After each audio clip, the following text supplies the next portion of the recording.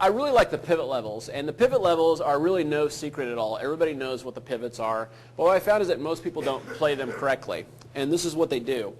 I mean, first of all, you can see how, especially like the daily pivot right here, I mean, the market really respected these levels and didn't go through them at all. But what happens, and the mistake that most people make, like say playing pivots, and let's go back over here and look at this, the daily pivot right here, is, and what I've seen is what will happen is a market, like say right here, will come up and test a pivot level, and the majority of traders will sit there and they'll see the pivot level, and then they're going to wait for multiple levels of indicator-based confirmation before they get into the trade. So they might say, okay, I'm going to wait for the 8 and the 21 EMA to cross over, and then I'm going to wait for these things, and then I'm going to short it. Okay, so here we've rallied up to the pivot level. Now I'm short right here, okay, and I'm using a tight stop. I've got up my 10-point stop on, and we rally up 10 points. They get stopped out, and then the market continues to go lower. I mean, does that happen to anybody here in the room? Y'all, if you're not raising your hand, you're just a liar, but that's okay.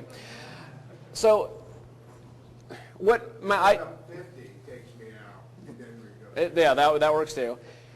So what I like to do with the pivots, and the reason I like the pivots is because I'm using the pivots to get in before all of the indicator-based traders. All right. So on something like this, if we're rallying up to the daily pivot, and I'll tell you my rules for when and how and why I would actually short this.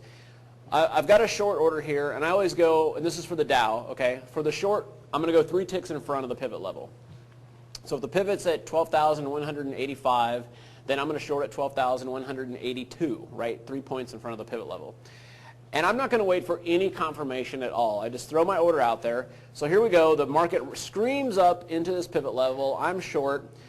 And now what will happen here is there's obviously a couple of things that could happen here. I mean, we could blow through the pivot level and I'll be stopped out, and that does happen once in a while. But usually on the first test of a pivot level, okay, and that's kind of a key thing there, the first test of a pivot level, you're going to get some retracement and you're going to get some selling that steps in.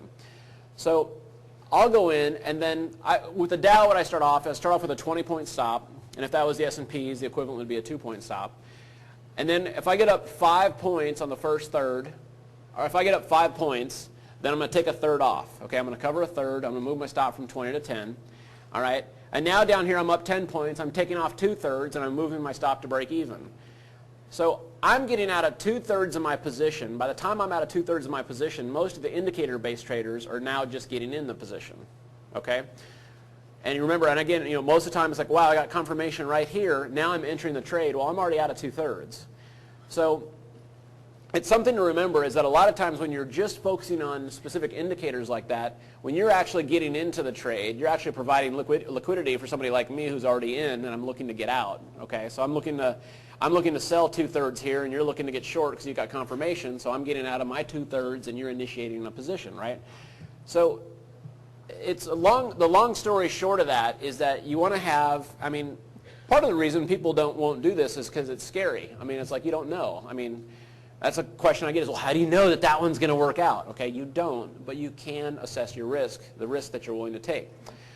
So any questions on that overall kind of a setup and things like that? I'm sorry, John, where would you get your pivot levels from? I'm sorry. Oh, okay. The question is just where do I get my pivot levels? I just use a basic formula, just the high-low close divided by 3.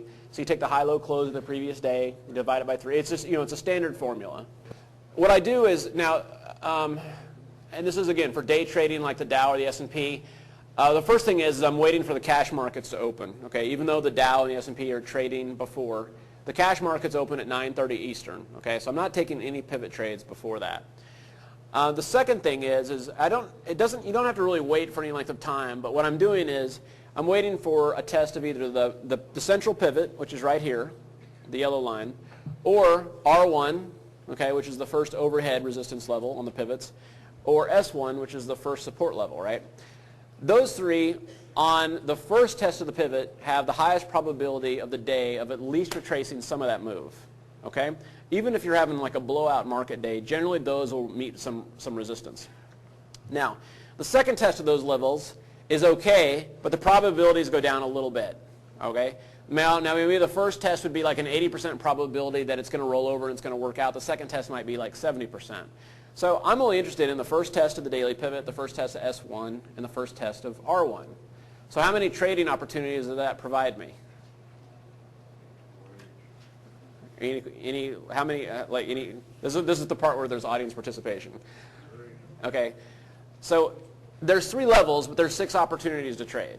Okay, because you can short the first test of this pivot level, and then if it comes back and then rallies through it, then you can buy the first pullback to that pivot level. Okay, so you faded the first test on this side. All right, and then you can also, if it does break through, you can buy the pullback there. All right, so you're looking at the first test on either side of the pivot.